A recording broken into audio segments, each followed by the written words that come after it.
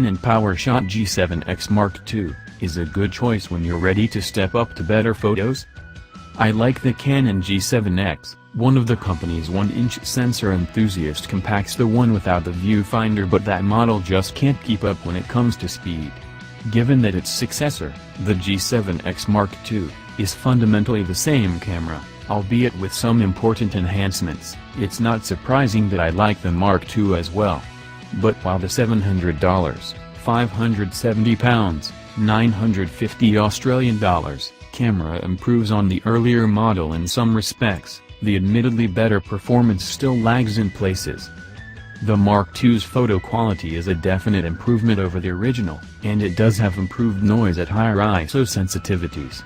Since raw images don't have noise reduction applied, they aren't affected, but I think the JPEG processing is generally better in the newer model. The video looks good too, with less jumping and the continuous autofocus. A processor update brings with it faster startup and an increased continuous shooting speed. We clocked at 5.6 frames per second with autofocus and auto exposure. And it's also faster to focus in low contrast conditions, as Canon claims.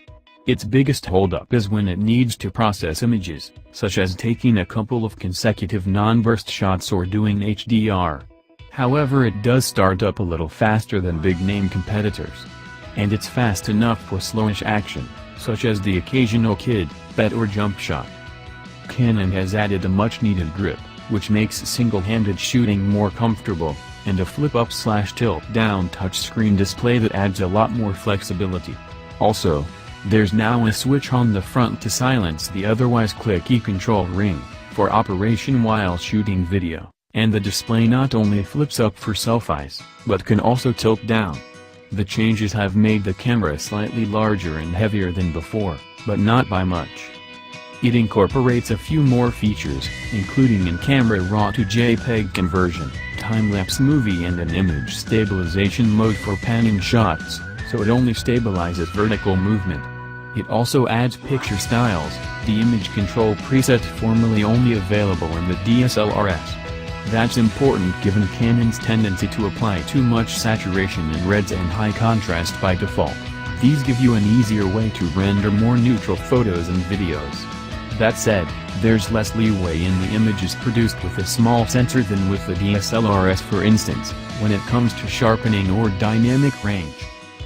And of course, Canon brings it up to date with Wi-Fi and NFC, and the Canon Connect app works pretty well and offers a reasonable set of remote shooting and downloading controls. Despite the added features, though, it still trails behind competitors for video capabilities, breadth and depth of filters, a hot shoe and other frills.